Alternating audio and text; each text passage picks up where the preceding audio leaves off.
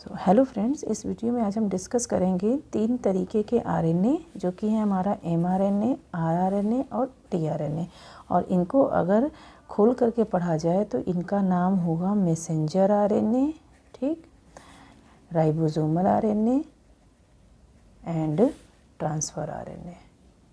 ठीक है, तो इसमें मैं आपको कुछ बहुत ही एक्सक्लूसिव पॉइंट्स बताऊंगी जिसमें आपको इनके बारे में सेपरेट करना बहुत ही ज़्यादा आसान हो जाएगा, आपको याद करना बहुत ही ईजी हो जाएगा। सो चलिए डिस्कस करते हैं इन डिटेल। इसको पॉइंट वाइज हम डिस्कस करेंगे और स्पेसिफाई करके डिस्कस करेंगे। तो सबसे पहले अगर मैं फ्रेंड्स बात करूं कि ये आरएनए जो है ये आपके जो आरएनए के टाइप्स हैं, ये आरएनए आपके अलग अलग कितना कॉन्स्टिट्यूशन बनाते हैं टोटल आरएनए का। तो अगर मैसेंजर आरएनए की बात करें तो ये टोटल आरएनए का आपका 5% बनाता है। मतलब इसका क्या है कि अगर एक बार में मैसेंजर आरएनए की 100% आरएनए में कंपोजिशन देखी जाए तो ये सिर्फ और सिर्फ आपका 5% बनाएगा। इट मीन्स कि ये ऑन डिमांड बनता है, ये कभी भी एक्सेस में नहीं बनता है। जब भी हमारे जिस प्रोटीन की एक्सप्रेशन की ज़रूरत होती है तभी मैसेंजर आरएनए बनता है। दूसरा हमारा है राइबोसोमल आरएनए। ये हमारे सिस्टम में ऑलरेडी मौजूद होता है, हमेशा प्रेजेंट रहता है। तो ये हमारा 80% of the ribosomal RNA constitute करता है। अब अगर तीसरी बात करें टीआरएनए की, तो ये हमारा 15% ऑफ टोटल आरएनए बनाता है। क्या बताया मैंने? 15%। तो आप देख पा रहे हैं सबसे ज़्यादा कॉम्पोजिशन हमारा राइबोसोमल आरएनए का है। तो ये हमारा क्या काम करता है, तो इसको ही हम ध्यान में रखते हुए अगला हम आरएनए के फंक्शंस देखेंगे। सो मैसेंजर आरएनए का फंक्शन क्या है? ये बेसिकली क्या होता है, ट्रांसलेशन में पार्टिसिपेट करता है। ठीक है, ट्रांसलेशन क्या है?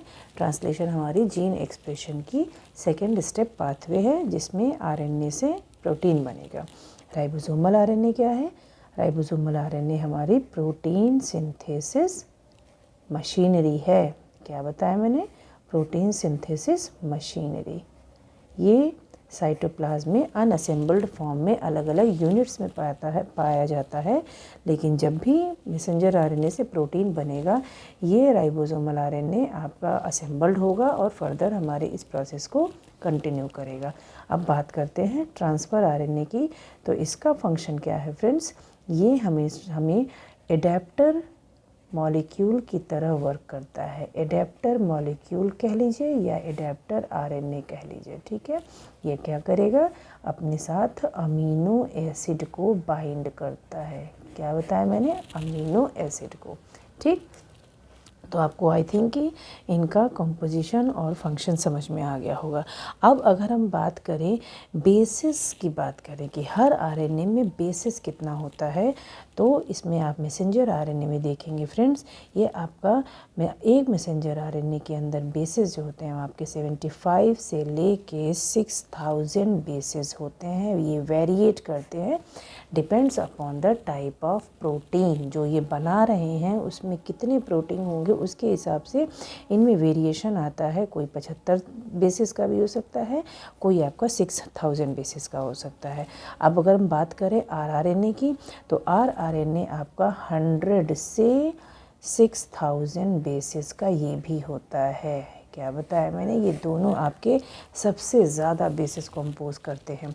वाइल जब टीआरएनए की बात करें तो ये हमारा बहुत छोटा होता है, 73 to 95 बेसिस का बना हुआ हमारा टीआरएनए होता है। तो बहुत ही छोटा होता है। कोई आप देख पा रहे हैं दोनों में वेरिएशन कितना ज़बरदस्त है, क्योंकि आरएनए आपके बहुत अलग अलग टाइप के राइबोसोम्स के यूनिट बनाएंगे। अलग अलग टाइप के राइबोसोम्स के यूनिट में अलग अलग तरीके से ये कंपोज करते हैं सी चीज़ों को, जिसकी वजह से ये हमारा कुछ राइबोसोम्स छोटे होते हैं, कुछ राइबोसोम्स बड़े होते हैं। ठीक है, तो ये हो गया इनके बारे में। अब अगर हम बात करें फ्रेंड्स कि इनका लोकेशन कहाँ पे, सिंथेसाइज कहाँ होते हैं, तो सिंथेसिस के टर्म्स पे बात करें तो मैसेंजर आरएनए हमारा न्यूक्लियस के अंदर सिंथेसाइज होता है। लोकेशन ऑफ सिंथेसिस इनकी क्या है? न्यूक्लियस के अंदर। जबकि आरआरएनए हमारा मेजर आरआरएनए न्यूक्लियोलस में सिंथेसाइज होता है। कहाँ होता है? न्यूक्लियोलस में। अब इसमें भी फर्दर इनके बहुत सारे सब टाइप्स हैं, वो मैं आपको अब आगे बताऊंगी। तो उसके बेसिस पे हम जानेंगे कि कुछ part of ribosomal RNA nucleolus के अंदर सिंथेसाइज होता है, वाइल कुछ पार्ट जो होता है वो न्यूक्लियस के अंदर होता है। टीआरएनए की बात करें तो ये भी हमारा न्यूक्लियस में ही सिंथेसाइज होता है। क्लियर है? कहाँ होता है? न्यूक्लियस के अंदर। ओके, अब ये तीनों आरएनए हमारे किस राइबोसोम से किस एंजाइम से सिंथेसाइज होते हैं? तो ये तीनों आरएनए, सबसे पहली बात तो आप ये जानिए, तीनों आरएनए बनेंगे डीएनए से ही। कहाँ से बन रहे हैं? डीएनए से। तो डीएनए से आरएनए बनने के लिए आप सबने पढ़ रखा होगा, आरएनए पॉलीमरेज एक एंजाइम है, वही ये काम करता है। प्रोकैरियोट में सिर्फ एक ही तरीके का आरएनए पॉलीमरेज होता है, लेकिन यूकैरियोट में 3 डिफरेंट टाइप्स के आरएनए पॉलीमरेज होते हैं।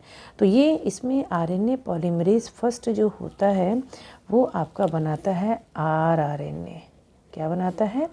RRNA, RNA polymerase first. ठीक। मैसेंजर आरएनए बनता है आरएनए पॉल सेकेंड से। किससे बना? सेकेंड से।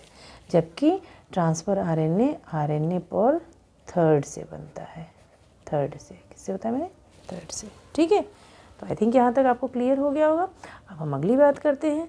अगली बात हमारी क्या होगी? इस तीनों तरीके के आरएनए की जो मॉलिक्यूलर वेट के बेसिस पे, तो मैसेंजर आरएनए फ्रेंड्स क्या होता है? ये हमारा 25,000 से 20 लाख डाल्टन्स का होता है। कितने होता है? 20 लाख डाल्टन्स का। ठीक है, ये ऑलराइट।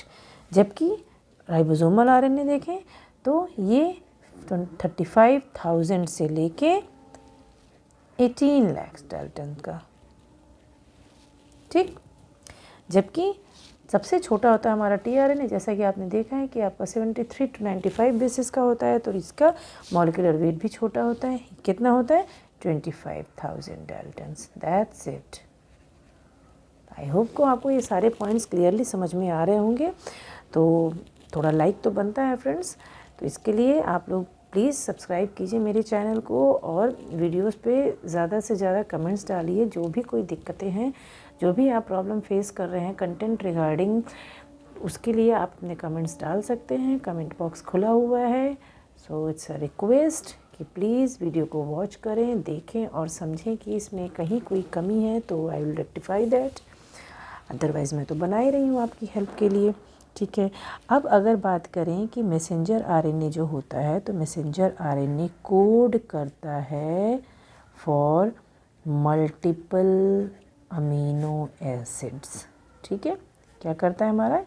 एक मैसेंजर आरएनए एक से ज़्यादा अमीनो एसिड को कोड करता है। आ रही बात समझ में? एक राइबोसोमल आरएनए, एक मैसेंजर आरएनए एक से ज़्यादा अमीनो एसिड को कोड करता है, जबकि rRNA not coding for any amino acid. ठीक है, ये किसी भी अमीनो एसिड को कोड नहीं करता है। जबकि transfer RNA code for 1 amino acid at a time. एक बार में ये एक ही अमीनो एसिड को कोड करेगा। ठीक है, क्लियर है? अब आ जाइए अगले पॉइंट पे। मैसेंजर आरएनए फ्रेंड्स हमारा क्या होता है? ये लीनियर इन नेचर, यानी ये सिंगल स्ट्रेट चेन होती है, एंड कभी भी कॉइल्ड नहीं होता। So never coiled, right. ये हमेशा एक लंबे स्ट्रेच की तरह, धागे की तरह इस तरीके से होती है। जबकि आपका जो राइबोसोमल आरएनए होता है ये लीनियर एंड कॉइल्ड दोनों होता है। क्या बोला मैंने? Linear and coiled. जबकि transfer RNA it is a folded structure. कैसा स्ट्रक्चर बनाता है? Clover leaf model. अगर आपको याद हो, आपने कहीं पढ़ा हो, तो ये कुछ इस तरीके से स्ट्रक्चर बनाता है। आई होप आप पकड़ पा रहे होंगे मेरे पॉइंट्स को इस तरीके। ये आपका ट्रांसफर आरएनए है। सेडिमेंटेशन कोफिशिएंट की बात करते हैं, तो आपका जो मैसेंजर आरएनए है इसका सेडिमेंटेशन कोफिशिएंट कितना है? मैसेंजर आरएनए का सेडिमेंटेशन कोफिशिएंट है कितना होगा फ्रेंड्स? आप बताइए, मैं आपसे पूछती हूँ। ये है हमारा 6 to 30s। कितना है? 6 to 30s। जबकि आपके जो राइबोसोमल आरएनए है इसका सेडिमेंटेशन कोफिशिएंट बहुत वेरिएट करता है। कितना होता है? 5s, 5.8s, 23s, सॉरी यहाँ में जो 28s, 18s इन यूकैरियोट्स, ठीक। जबकि 5s and 16s and 23s in eukaryotes, ठीक है। ओके, चलिए अब हम ट्रांसफर आरएनए की बात करते हैं। इसका सेडिमेंटेशन कोफिशिएंट सिर्फ 4s होता है, ठीक है। सेडिमेंटेशन कोफिशिएंट तो फ्रेंड्स आप जानते ही होंगे क्या होता है। डेंसिटी ग्रेडियंट चेक होता है जिसमें ये राइबोसोम्स होते हैं या जो भी जिस चीज़ का चेक कर रहे हैं वो अपने डेंसिटी के मॉलिक्यूलर वेट के आधार पे वो अपनी एक पोजीशन ऑक्यूपाई करता है डेंसिटी ग्रेडियंट चेक में। वो जो जितना हेवी होगा वो नीचे सेटल होगा और अकॉर्डिंगली उसी के हिसाब से ये अपना एक पैटर्न बनाते हैं, ठीक है। तो ये है आपका तीनों आरएनए के बारे में कुछ डिफरेंसेस, ठीक। अब इसमें कुछ और बचता है तो भी मैं आपको बता दूं। जो आपका मैसेंजर आरएनए है ये आपका होता है, डिपेंड्स, इसके जो टाइप्स होते हैं, टाइप्स ये डिपेंड करते हैं नंबर ऑफ जीन्स पे, नंबर ऑफ जीन्स पे। अलग अलग तरीके के जीन सीक्वेंस आपके अलग अलग तरीके के मैसेंजर आरएनए बनाते हैं। जबकि जो आपका राइबोसोमल आरएनए होता है ये आपका 3 और मैक्सिमम 4 टाइप्स का होता है, ठीक। Transfer RNA 100 different types, depends on amino acids. तो 20s तो यूकैरियोटिक सेल में ही होता है, उससे और भी कहीं ज़्यादा होते हैं, ठीक है। One and last point friend, आपसे और थोड़ा सा टाइम लूँगी, थोड़ा सा देखिए, बस समझिए और बस वीडियो मेरी ख़त्म होने वाली है। जो आपका मैसेंजर आरएनए होता है ये होता है शॉर्ट लिव्ड, मतलब छोटे टाइम के लिए होता है। एंड देन आपका ये सॉल्युबल इन नेचर होता है, सॉल्युबल इन नेचर, ठीक है, ठीक है। डिग्रेड कर जाता है प्रोटीन फॉर्मेशन के बाद, डिग्रेड आफ्टर प्रोटीन सिंथेसिस, ठीक है।